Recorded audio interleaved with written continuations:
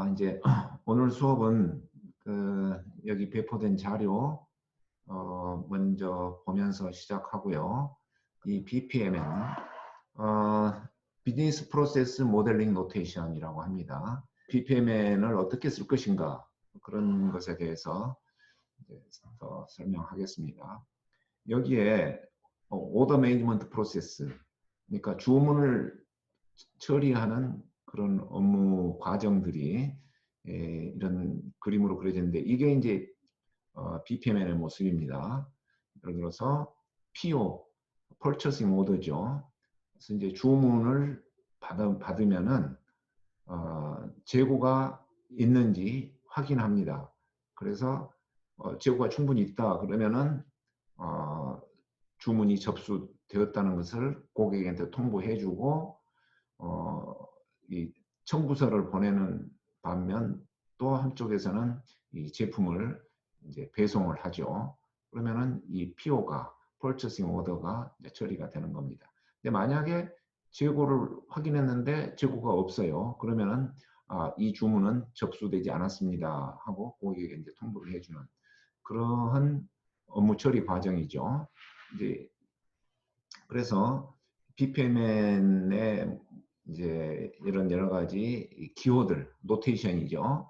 이 노테이션들을 우리가 오늘 배우게 되는데, 이제 BPMN의 특징은 또 이렇게 스임 레인, 이제 수영장이죠. 수영장의 이런 스임 레인, 뭐 수영 뭡니까? 아무튼 레인이죠. 그런 모습으로 이 다이어그램을 그립니다. 그래서 이 풀, 이게 이제 수영장이고 여기에 레인 1, 2가 있습니다. 그러면은 이러한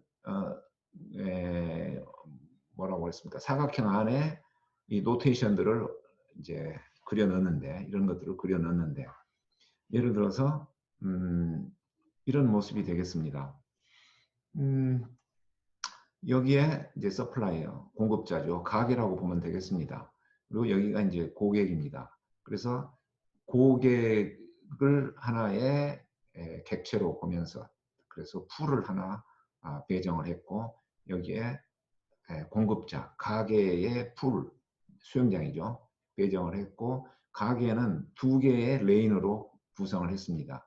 그래서 아까 그렸던 이 BPMN 다이어그램을 이렇게 배치를 다시 했죠. 그래서 이쪽 부분은 세일즈, 영업 부문이 이제 하는 일들의 프로세스고, 여기는 창고를 관리를 하는 사람의 업무 프로세스고, 그래서 이 고객에게 이러한 정보를 받아서 이러한 정보를 보내는 그런 내용으로 작성이 되어 있습니다. 우리가 앞으로 이제 작성해 볼 거는, 실습해 볼 거는 이러한 모습들의 BPMN 다이어그램이죠. 이것을 비자기 모델로로 한번 해보자, 만들어보자, 그런 취지입니다.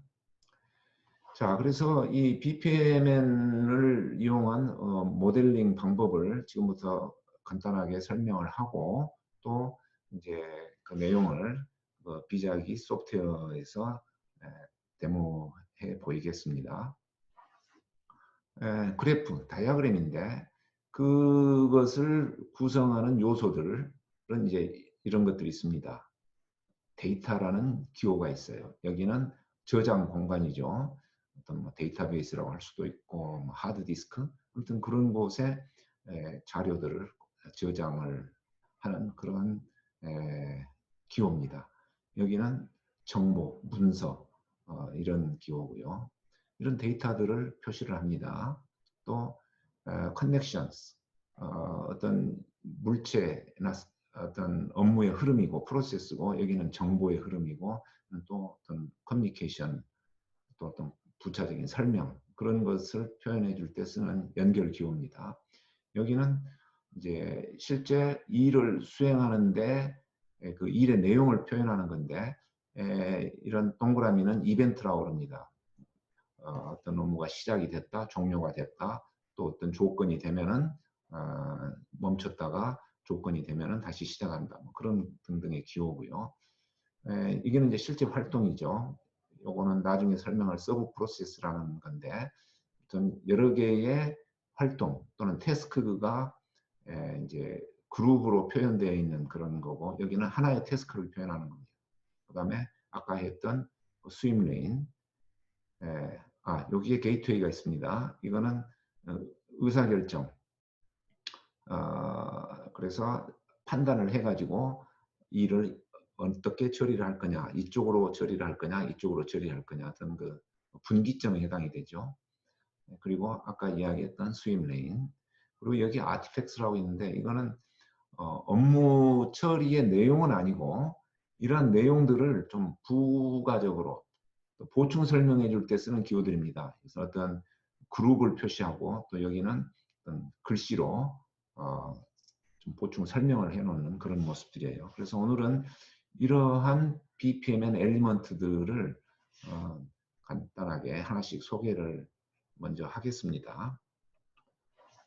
스임 레인, 아까 봤듯이 이런 풀이 있고 레인이 있고 또 다른 풀이 있습니다. 그래서 정보가 이렇게 주고받는 모습을 이런 그림으로 그려놓았습니다. 자, 이것을 우리가 메시지 플로우라 그러죠. 그 다음에 activities, 태스크, 과업, 업무 뭐 이런 게 되겠죠. 그러한 업무들이 어떤 순서로 진행이 되느냐. 그랬을 때 이런 서브 프로세스 모습이 있죠. 아까도 말했다시피 여러 개의 태스크들이 모여져 있는 또 그 프로세스들이 진행되는 세부적인 과정을 일단은 하나의 박스로 표현해 놓고 그 세부적인 내용은 이제 더 자세하게 표현해서 별도로 표현하는 그런 기호입니다. 그리고 시작점, 업무의 흐름 순서, 하나의 과업, 또 서브 프로세스, 그 다음에 끝점, 종료되는 거죠. 이런 게 이제 액티비티와 시퀀스 플로우가 되겠습니다. 그 다음에 이제 서브 클래스. 서브 클래스는 조금 이따가 더 상세하게 설명을 하겠습니다. 그러나 여기 이제 부호를 보면은 유저 태스크죠. 그래서 사람이 어떤 하는 일을 여기다 표시하고, 그 다음에 이게 서비스 태스크죠. 크레디트 카드 베리피케이션, 그러니까 서비스의 내용이 여기 지금 적혀 있습니다. 그 다음에 이제 콜 액티비티라고 그러는데 사실 이거는 비자기에서는 그 리유저블 서브 프로세스를 이렇게 콜 액티비티라고 부르고 있습니다. 그래서 아무튼 리유저블 서브 클래스, 여기에 이제 나중에 그 좀 설명은 더 하겠습니다만은 이런 내용들을, 그래서 우리가 이 플러스 기호가 있으면서 이렇게 안에 작은 사각형이 있는 거, 이거를 우리가 좀 기억을 해둘 필요가 있습니다. 그리고 이거는 이제 그냥 하나의 과업 태스크. 그래서 뭐 이런 아이콘들이 들어가 있으면은 그 과업이 좀 더 상세하게 과업의 종류가 표시가 되는 거죠. 이거는 이제 그런 종류 표시하지 않고 이렇게 놔뒀습니다. 그 다음에 이벤트. 이벤트는 이렇게 자그마한 원으로 표시합니다. 그래서 시작점, 그 다음에 어떤 조건이 되면은 이제 출발하는 그런 기호. 또 여기에는 기다렸다가 출발하는 기호. 그래서 이쪽의 과업과 이쪽의 과업이 다 맞춰지면은 그때 이제 이 서브 클래스를 시작한다, 그런 뜻이 되겠어요. 그 다음에 여기는 이제 어떤 조건이 만족이 되면은 그때 이 프로세스를 시작한다, 그런 기호고요. 그래서 여기는 이제 끝점, 종료되는 것을 표시하죠. 이렇게 그 테두리가 더 굵습니다. 시작점보다 더 굵은 거예요. 자, 여기 이제 서브 클래스가 이제 이벤트에 대한 내용입니다. 자, 이벤트가 여러 가지 종류가 있어요. 아까도 설명했지만은 이 안에 어떤 아이콘이 들어가면은 이제 더 특별한 의미를 갖죠. 어떤 메시지가 도착하면은 시작을 한다. 시간이 되면은 시작한다. 또 이제 끝나는 건데 이것도 어떤 메시지가 도착하면 끝내고 또 여기에는 모든 일을 끝낸다. 이제 셧다운이라고 표시했는데 모든 과업이 여기서 끝난다. 그런 것을 표시하고 있습니다. 또 게이트웨이라는 게 있어요. 아까 잠시 이야기했지만은 여기에서 어떤 판단을 하는 거죠. 크레딧 카드를 가지고 결제를 한다. 그러면은 이쪽으로 가서 이런 일을 하고 이게 서브 클래스죠. 그 다음에 만약에 페이팔 간편 결제를 쓴다면은 이쪽으로 가서 이런 일을 한다. 그런 어떤 서브 클래스로 표시가 되어 있습니다. 이 게이트웨이도 여러 가지가 있어요. 그래서 근데 X자가 표시가 되어 있습니다. 이것은 익스클루시브 게이트웨이인데 여기에서 시작을 해가지고 이 A로 가든지 B로 가든지 둘 중에 한 길로만 간다는 거죠. 한 프로세스로만. 그래서 여기서도 둘 중에 하나만 처리가 되면은 이쪽으로 바로 시작한다는 뜻이에요. 그래서 나누어질 때도 뭐 아무튼 하나만 들어오면은 진행을 하는 거고 여기서도 합쳐질 때도 하나만 들어오면은 그 다음 진행을 하는 거예요. 근데 여기에 플러스 기호가 있으면은 이거는 이 패러렐 게이트웨이라고 해서 이쪽으로 와서 양쪽으로 두 개가 다 진행이 되고 또 여기서도 이 두 개가 모두 모여야 그 다음으로 진행이 되는 그런 모습을 나타내고 있습니다. 그래서 이 게이트웨이 안에 어떤 부호가 들어가느냐에 따라서 다르죠. 만약에 아무 부호도 안 들어갔다 그러면은 사실은 이 익스클루시브 게이트웨이입니다. X자가 표시된 거나 이건 의미가 똑같은 거예요. 그 다음에 이제 데이터와 데이터 저장 장치. 그래서 여기 어떤 정보를 이쪽으로 보내준다 그러면은 그 정보의 내용이 여기에 이제 이런 종이 모양으로 그려져 있습니다. 그래서 여기에 점선으로 이렇게 되어 있는 거는 정보의 흐름입니다. 여기는 업무의 어떤 순서를 나타내 주는 것이 실선인데 여기는 점선은 다른 의미가 있죠. 그래서 여기에서 만약에 이 정보를 사용한 다음에 가공을 해서 어디 저장해 놓는다 그러면은 그 저장되는 그 모습을 이렇게 하드 디스크 모양으로 그려놓고 있습니다. 그 다음에 아티팩트인데 이거는 이런 업무의 흐름이나 정보의 흐름하고는 관련이 없고 이제 이 다이어그램을 이 그래프를 좀 더 설명을 하기 위해서 여기에 어떤 글씨를 써 놓는다든가 그래서 이 셀렉트 프로덕이라는 이 태스크가 로컬 웹사이트에서 진행이 되는 거다 하는 것을 이제 보충해서 설명해 줄 때 여기에 글씨를 적어 놓고 이렇게 점선으로 읽게 되어 있습니다. 이런 것들을 아티팩트라고 합니다. 또 여기에 두 개의 태스크는 이 그룹으로 묶여 있는데 이렇게 표시가 되어 있는데 이 그룹 표시도 아티팩트 중에 하나입니다. 그래서 이거는 온라인 스토어 웹사이트에서 진행되는 일이다 해서 여기다가 어떤 라벨을 달아놨습니다. 그래서 이런 것들이 모두 아티팩트에 해당이 되는 거예요. 어소시에이션이라는 것은 이렇게 그 위치를 표시해 주는 거죠. 이쪽에 관련이 되어 있다 하는 그 위치 표시입니다. 그다음에 이제 아까 이야기했는데 이 점선은 데이터 그리고 어소시에이션 서로 연관되어 있는 것 관련되어 있는 위치를 표시해 주는 거고요. 이거는 순서, 업무의 흐름, 이거는 메시지 플로우 이런 것들을 우리가 커넥팅 오브젝트다 이렇게 이야기를 합니다. 그래서 BPMN에서 쓰는 이런 기호들, 엘리먼트들이 지금까지 설명한 것들이 여기 이제 쫙 이렇게 열거가 되어 있는데 이게 이제 쉽게 우리가 좀 숙달할 수 있습니다. 이렇게 눈으로 보면은 되게 어떤 거라는 것을 의미가 눈에 들어오기 때문에 어렵지 않게 이것을 골라 쓸 수가 있어요. 자, 그래서 조금 더 여기서 이제 보충 설명을 하겠는데 여러분이 설치한 비드라기 모델 자 여기에서 이제 이런 것들을 어떻게 하느냐 잠시 데모를 좀 하겠어요.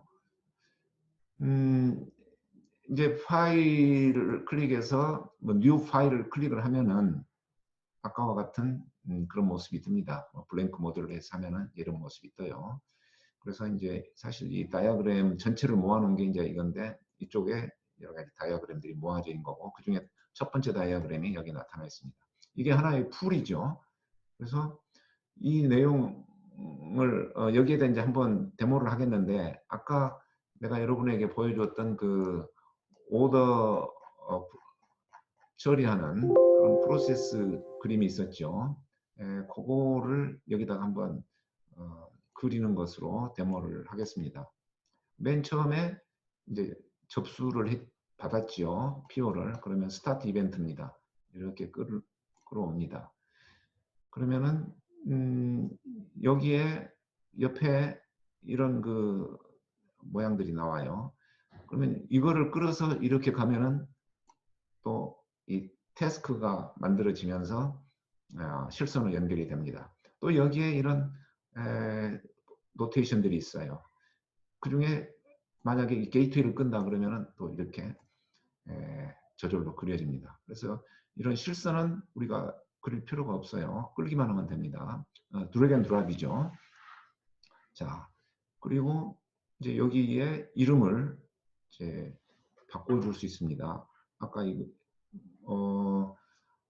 이거를 이 풀의 이름을 이렇게 더블 클릭하면 나오기도 하고 안 되면은 오른쪽 마우스를 클릭을 해서 이렇게 하면은 에디팅 할 수가 있습니다.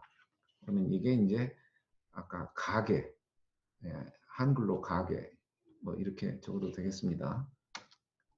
가게에서 하는 일을 나타내는 풀이죠. 근데 여기에 레인을 하나 설치하고 싶다. 그러면은 이제 이게 레인이기 때문에 이거를 끌어다가 이렇게 놓으면은 이런 점선으로 화면이 나타나면은 그때 이걸 놓으면은 레인이 하나 추가로 생깁니다. 이제 레인 1 해서 이제 이게 레인 부가 붙었죠. 그 다음에 하나를 더 만들고 싶다. 그러면 또 이렇게 놓으면은 레인 2 이렇게 생깁니다. 만약 이제 그래서 아까 그 했던 것들을 여기다 이제 쭉 그려가면 되는데 이게 이제 게이트웨이였어요. 그러면 게이트웨이를 클릭하고 오른쪽 마우스를 클릭하면은 이런 모습이 나타납니다. 그래서 아까 우리가 여기다가 마커를 X자 마커를 집어넣었어요. 그러면 이게 X자 표시가 되죠. 익스클루시브 게이트웨이인데 뭐 X자를 넣어도 되고 안 넣어도 됩니다. 익스클루시브 게이트웨이는. 근데 다른 게이트웨이를 만들고 싶다. 그러면 게이트웨이 타입이 있어요. 익스클루시브 게이트웨이가 아니라 패럴럴 게이트다. 그러면 이거를 클릭하면 모습이 이렇게 바뀝니다. 그래서 이 게이트웨이 편집할 때 이렇게. 그래서 항상 여러분들은 여기에 있는 이런 노테이션 위에 오른쪽 마우스 클릭, 더 짧게 말하면 뭐 오마크를 그렇게 되겠죠. 오마크를 하면 됩니다. 그러면은 거기에서 가능한 메뉴들이 나오고 여기에서 그중에 좀 것들을 선택하면 되는데 나중에 이 property라는 것을 우리가 많이 쓰게 돼요. properties. 여기를 클릭을 해보면은 여기에 이제 문서를 작성할 때 그 여러 가지 내용들을 기록해 둘 수가 있습니다. 이게 이제 태스크 1 그랬는데 이름을 바꿀 수가 있죠. 이 하는 일이 뭐냐? 그러면 이제 뭐 주문 뭐 확인이라고 그럴까요? 아니 재고 확인 그럽시다. 예를 들어서 주문 접수 적을 수 있고 이제 여기에 어떤 설명을 적으면 되겠죠. 그 다음에 여기는 이제 그 나중에 설명할 자원에 해당이 되는데 누가 하느냐, 어떤 사람이 하느냐, 그 사람 이름을 여기다 적으면 됩니다. 그래서 여러 가지 리소스를 그 리소스라고 그럽니다. 리소스를 여기다가 이제 적어 넣을 수가 있습니다. 그래서 이거는 문서화. 그래서 여기에 있는 내용들을 이렇게 문서로 잘 기록 정리해 둬서 여러 사람이 이것을 공유할 수 있도록 하는데 도움이 됩니다. 그래서 여러분 이 프로퍼티 이거를 많이 사용하기 바랍니다. 앞으로. 또 이 프로퍼티는 이 하나의 태스크의 프로퍼티뿐만 아니라 이 전체의 어떤 레인이나 풀에 대한 프로퍼티도 있을 수 있어요. 자, 그러면은 이쪽 바깥에서 이 오마크를 하면은 메인 프로세스 프로퍼티스, 다이어그램 프로퍼티스 뭐 이렇게 클릭을 해서 아까와 같이 그런 것들을 할 수 있습니다. 또 거기에는 이제 이런 플러스 기호도 있는데 이제 이거는 더 상세하게 이 문서를 작성할 때, 다시 말해서 이 에디터를 띄워 가지고 거의 워드 프로세스 수준으로 에디팅을 할 때 쓸 수 있는 그런 기능입니다. 아래 한글이나 워드를 쓸 필요 없이 이 시스템에 대한 여러 가지 그 설명서를 여기다가 적어 놓을 수 있어요. 그러면은 이 풀, 또 이 다이아그램에 해당되는 거, 또 이 레인에 해당되는 그런 것들이 바로 그 옆에 붙어 있을 수가 있죠. 그래서 아무튼 이런 프로퍼티의 아이콘을 우리가 유익하게 쓸 수가 있습니다. 자, 그러고 이제 여기에 보면은 풀이 있어요. 풀을 또 끌어다가 이렇게 밖에 놓으면 풀이 하나가 더 생기죠. 그러면은 이게 이제 위치를 이렇게 해서 조금 조절하고 사이즈도 이렇게 해서 줄일 수가 있죠. 여기에다가 이렇게. 그러면 아까 우리가 가게 풀이 있었고 또 여기에 어떤 고객 풀이 있었다. 그러면은 이름을 이제 고객으로 넣을 수가 있겠죠. 그리고 이제 이 둘 사이에 이런 커넥터를 연결을 해서 이게 커넥터 메시지 플로우죠. 그러면 이걸 클릭을 해서 이제 이쪽에 이렇게 놓으면은 이런 것들이 연결이 될 수 있는 그런 모습이 되겠습니다. 자, 이런 식으로 이 왼쪽에 있는 이 팔레트죠. 이 팔레트에 있는 기호들을 찍어서 끌어다가 놓고 편집을 하는 것이 이제 굉장히 우리가 간편하게 이걸 할 수 있는 거죠. 그러면 이제 우리가 여기 있는 것들을 그리는 것은 이제 짐을 많이 덜어버리는데 그 대신 우리가 어떤 풀을 만들고 어떤 레인을 만들어서 이런 프로세스들을 어떻게 설계를 할 거냐. 그게 이제 뭐 분석이란 말을 쓸 수도 있겠죠. 이제 그게 우리가 해야 될 일이죠. 그래서 이제 그거를 하는 방법을 배우고 또 실습도 하고 그렇게 되면 좋겠습니다. 자, 아까 그 서브 프로세스 이야기를 했어요. 그러면 만약에 이제 이런 것은 하나의 액티비티인데 이 뒤에 일어나는 일 중에 어떤 거를 좀 서브 프로세스로 묶어서 한번 표현을 해보고 싶다 했을 때 한번 보이겠습니다. 자, 그러면은 예를 들어서 이쪽에 이런 태스크가 있고 또 이쪽에 이런 태스크가 있어요.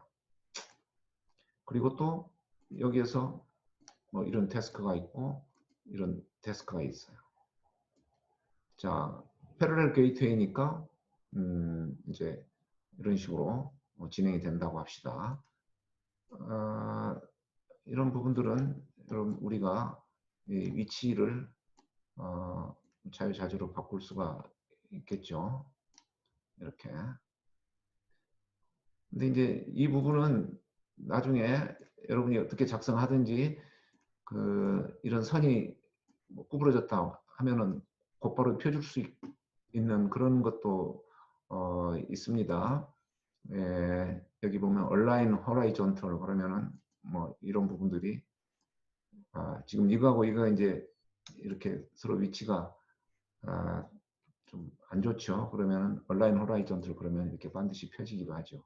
자, 아무튼 이제 이런 위치를 조절하는 것은 여러 가지 방법으로 우리가 나중에 편하게 해주는데 만약에 여러 개의 태스크들이 있는데 이거를 하나의 어떤 묶음으로 일단 좀 표현을 해두고 싶다 한다면은 이거를 서브 프로세스로 정의를 해줄 수가 있습니다. 그러면은 먼저 하나의 태스크를 가지고 여기다가 서브 프로세스를 만듭니다. 그러면은 이렇게 했을 때 transform to sub process가 있죠. 여기를 클릭하면은 이게 이제 서브 프로세스로 다시 정의가 됩니다. 여기에 이제 플러스 표시가 있죠. 이게 이제 서브 프로세스예요. 그러면은 이 서브 프로세스에 이런 네 개의 다이아그램을 이제 넣어준다고 하면은 이걸 편집을 해요. 그러면은 여기에 이렇게 에디트 서브 프로세스가 있습니다. 이걸 클릭하면은 새로운 창이 하나 뜹니다. 그러면 여기 태스크 1이라고 되어 있는데 이제 아까 여기서 태스크 1이라는 이름을 갖고 있었기 때문에 여기에 있어요. 그러면 이게 이제 서브 프로세스 이름으로 바꾸고 싶다 그러면은 어떻게 해야 될까 이게 이제 뭐 주문 처리 뭐 서브 프로세스다. 그러면은 이게 이제 주문 처리라고 이름이 바뀌면서 서브 프로세스. 그러면 여기에 다시 이제 더 자세하게 다이아그램을 그릴 수가 있겠죠. 이렇게 이렇게. 그러면은 이제 사실 아까 데모를 하기 위해서 이렇게 했는데 이제 이게 필요가 없으면은 어떻게 됩니까? 이걸 이제 지우면 되죠. 그러면은 어디가 있어요? 지우는 거. 이게 지우는 게 어디가 이렇게 해서 뭐 카트 해도 되겠고요. 자, 이렇게 카트. 아무튼 뭐 지우는 거 더 쉬운 방법이 있겠습니다. 자, 이렇게 지워버리면은 이게 이제 서브 프로세스로 해서 이게 더 자세히 보고 싶으면 이쪽을 보면 되는 거예요.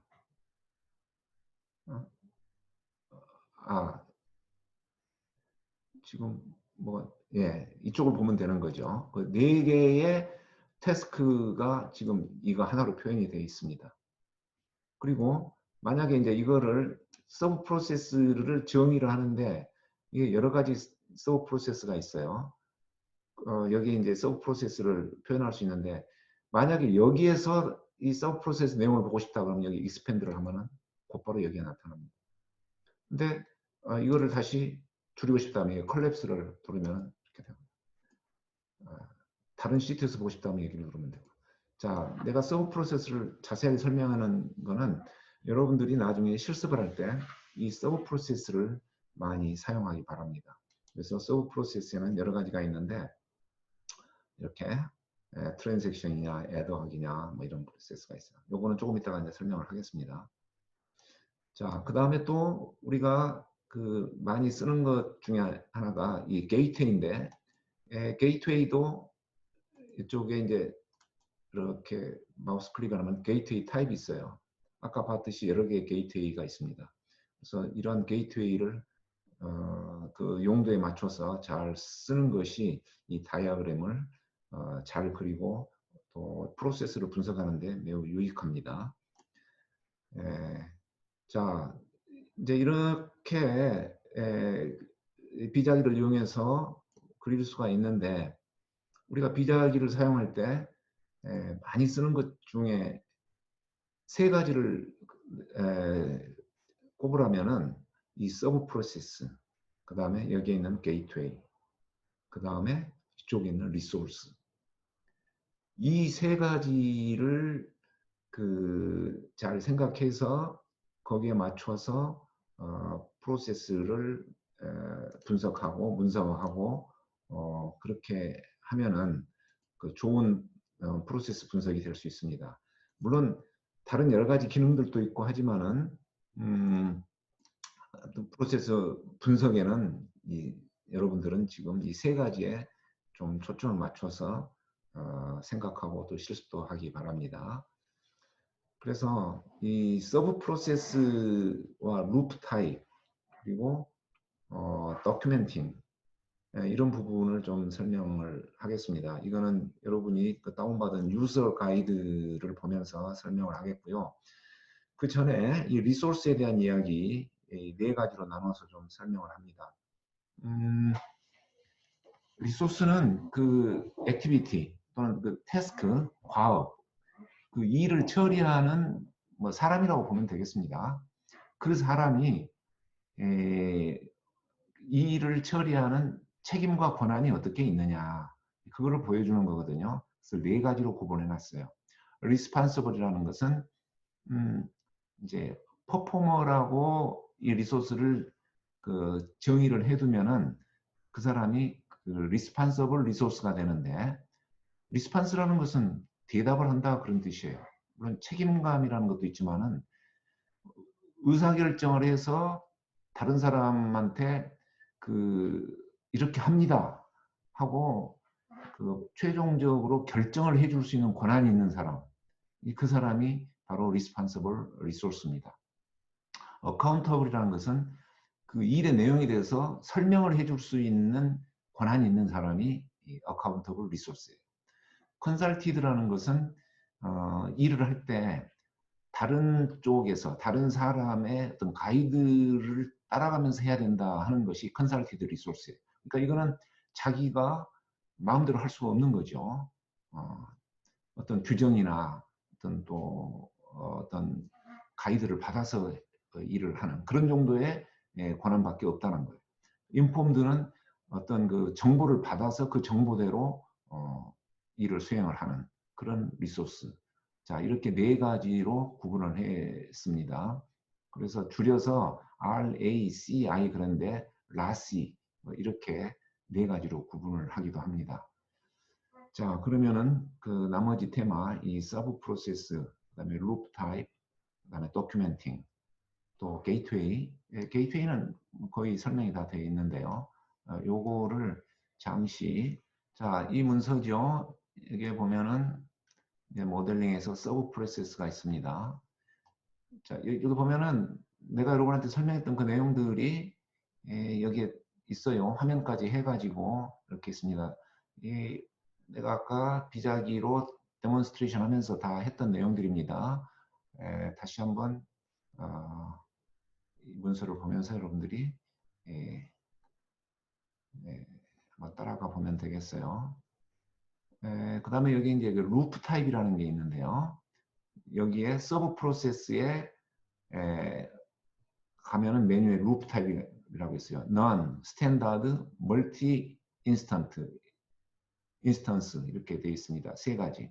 그러면은 너는 루프가 없다는 거. 루프는 계속 반복한다는 거죠. 멀티 인스턴스는 여러 번 반복한다는 거. 여러 번. 그리고 그 다음에 이제 스탠다드는 어떤 그 조건, 어떤 조건이 충족이 되면은 반복을 하는 그런 것을 말합니다. 그 기호가 좀 다르죠. 그래서 거기다가 이렇게 쓸 수가 있는데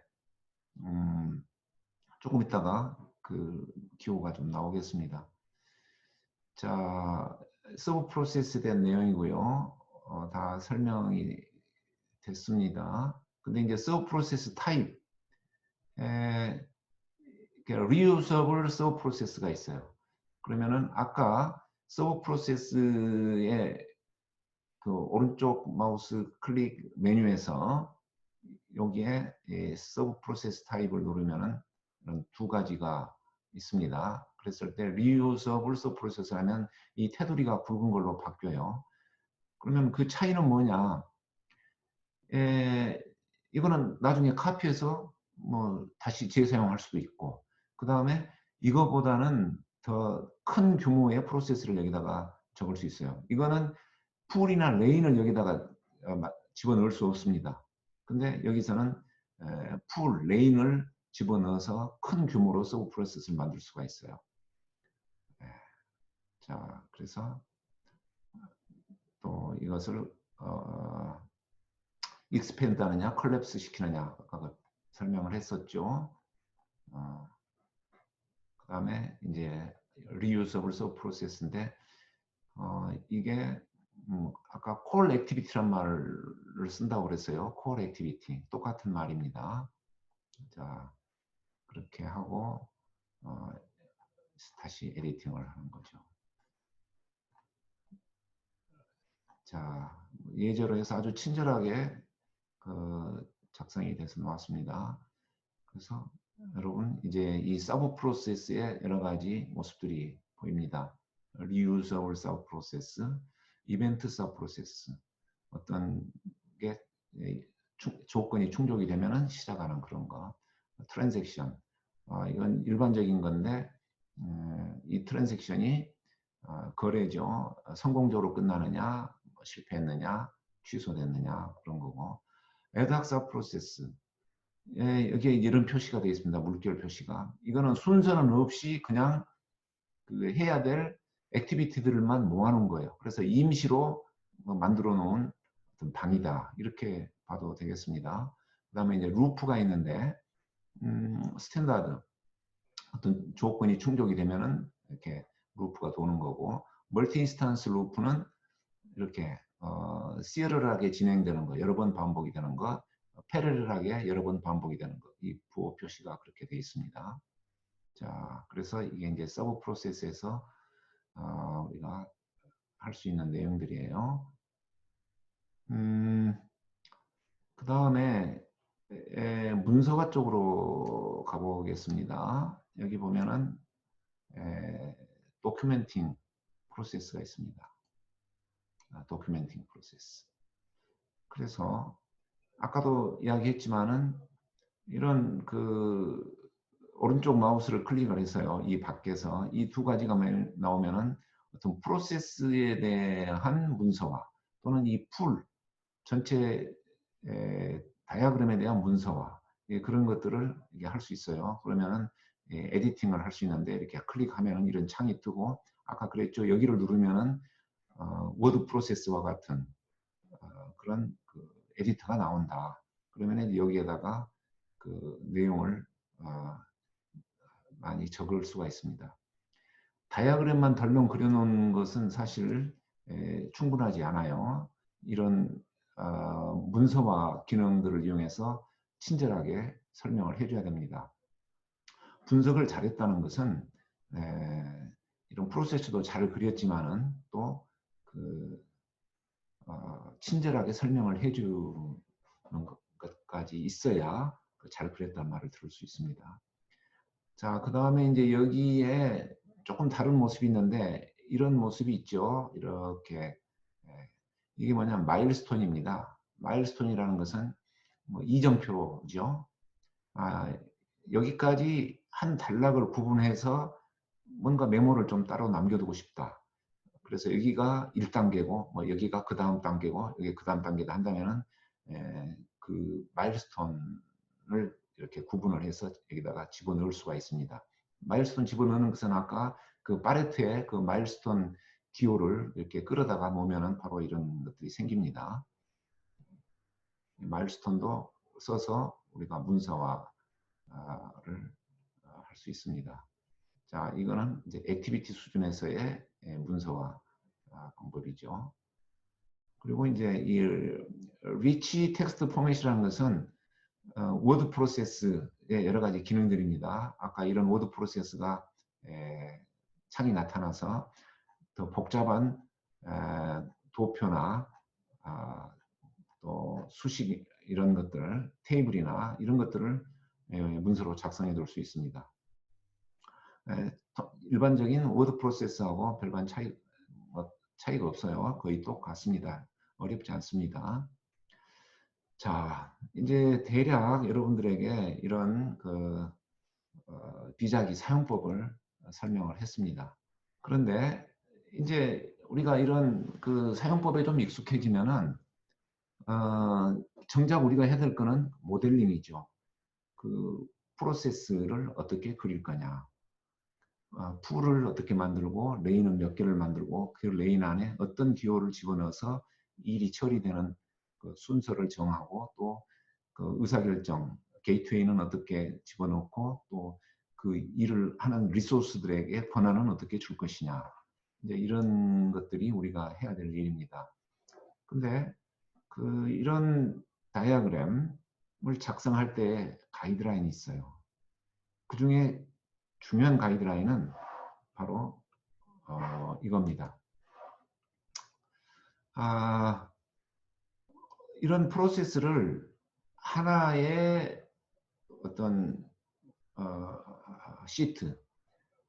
그래서 모든 내용을 이 그림 하나로 표현하려고 하는 것은 무리예요. 지금 여기에 상당히 복잡하게 되어 있는데 위쪽은 주문을 받아서 처리하는 거고 이쪽은 뭐 배송하는 그런 일이라고 합시다. 그러면은 이거를 좀 더 간편하게 표현할 수가 있는데 예를 들어서 여기에 이제 그 자재를 구매해서 제조를 하는 그런 건데 이 자재를 구매해서 확보하는 그 프로세스를 이런 서브 프로세스로 표시를 해놨어요. 그러면은 이 서브 프로세스가 나타나는 게 사실 이 그림에서 여기에 자재를 발주내서 어떻게 확보한다. 그런 내용들이 나중에 더 자세하게 이 서브 프로세스에 적혀지겠죠. 그 다음에 또 이쪽은 배송하고 청구서를 보내는 그런 건데 이것도 서브 프로세스. 그래서 이 서브 프로세스 두 개를 이렇게 넣어놓으면은 이렇게 복잡한 다이어그램이 이렇게 간단해진다는 거죠. 그래서 우리는 이 서브 프로세스를 활용을 해서 다이어그램을 그려가야겠습니다. 그래서 모델링 레벨이라고 그러는데 이 first 레벨 또 next 레벨 그래서 레벨을 이렇게 나누어 가지고 점점 더 상세하게 그려 나가는 식으로 모델링을 합니다. 그래서 맨 첫 단계에서는 좀 굵직굵직하게 어떤 밸류 체인이라고 말할 수 있는데 일이 진행되는 큰 내용별로 굵직굵직하게 서브 프로세스를 만들어 놓고 그 다음 수준에서 그 서브 프로세스 안에 더 자세하게 어떤 레인을 집어넣는다든가 등등. 그 다음에 또 그 다음 수준의 레벨에서는 다음 레벨에서는 더 자세하게 그런 것들을 그려 나가야 하는 거죠. 그래서 이제 예를 들어서 이런 거죠. 이렇게 맨 위에 첫 번째 수준에서는 이렇게 밸류 체인으로 서브 프로세스로 해놓고 이 부분을 서브 프로세스로 더 자세하게 그려놓고 그런 식으로 또 뭐 이 안에 서브 프로세스가 들어갈 수가 있겠죠. 더 복잡하면은 그래서 이런 이제 그 수준을 여러 수준으로 구성을 하는 그 모델링이 이제 우리한테는 중요한데 자 여기에 이제 프로세스 모델링을 해야 되는 이렇게 하면 안 된다는 내용이죠. 첫 번째는 게이트웨이를 잘 쓰라는 거예요. 그래서 아까 내가 게이트웨이가 여러 가지가 있고 그것을 이제 골라서 잘 써야 된다 그랬는데 이 게이트웨이라는 것은 의사결정이죠. 판단이에요. 그래서 이 판단이 틀리면은 모델이 잘못될 수도 있고 전혀 다른 모델이 될 수도 있다. 어떤 게이트웨이를 잘 골라서 쓴다. 두 번째는 이 프로세스 다이어그램을 그릴 때 위에서 아래로 그려가는 게 아니라 왼쪽에서 오른쪽으로 그려가는 거예요. 뭐 그거는 통상 우리가 그렇게 하고 있으니까 아무튼 그 파레트에서 어떤 아이콘을 노테이션 심볼을 끌어다 쓸 때 있어 오른쪽 왼쪽에서 오른쪽으로 끌어가면서 다이어그램을 그리라 그런 뜻입니다. 또 세 번째는 이 BPMN 노테이션 문법을 잘 따라가서 그려가야 되겠다. 이제 이 부호의 사용법은 아까 말한 그 유서 가이드에 나와 있기 때문에 그것을 보아가면서 여러분들이 익히면 되겠습니다. 근데 이걸 지키는 것은 그렇게 어렵지는 않아요. 조금만 정신을 기울이면 됩니다. 그 다음에 아까 그 수준별로 이렇게 다이어그램을 그려 나가는데 너무 자세하게 그릴 필요는 없다. 그래서 첫 번째 수준, 두 번째 수준, 세 번째 수준으로 넘어가는데 뭐 다섯 번째, 여섯 번째 이렇게 넘어가면서 자세하게 표현할 필요는 없습니다. 두 개 내지 세 개 수준이면 충분합니다. 자, 그 정도의 가이드라인을 따라가면서 우리가 모델링하면 되겠습니다. 자, 그러면은 지금까지 배운 이런 내용들을 가지고 이제 여러분들이 실습을 할 수 있는 그런 기회를 좀 만들어 보겠는데, 거기에 대한 내용은 내가 더 자세하게 안내해서 이 클래스에 그 실습하는 방법을 올리겠습니다. 다만 이거예요. 음, 실습 대상은 여러분이 그 어떤 쇼핑몰에 어떤 구매하는 것을 대상으로 하겠습니다.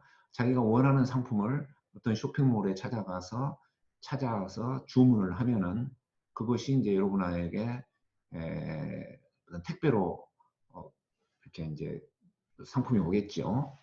그러면은 여러분이 주문하는 그런 주문 프로세스가 있을 것이고, 또 그 주문을 받은 쇼핑몰에서는 그 주문을 처리하는 프로세스, 재고를 파악하고 그것을 포장해서 택배사에 넘기는 여러 가지 그 과정들이 있을 겁니다. 그러면 쇼핑몰에서는 어느 부서에서는 이걸 하고, 그 다음에 그 부서에서 이쪽으로 넘기면 그 부서에서는 어떻게 하고, 아까 우리가 했던 그 주문 처리 프로세스하고 조금 유사할 텐데 그것보다는 좀 복잡하겠죠. 또 그러면은 이제 그게 택배 회사로 넘어가면은 택배 회사에서는 어떻게 처리를 해서 여러분에게 배송을 한다.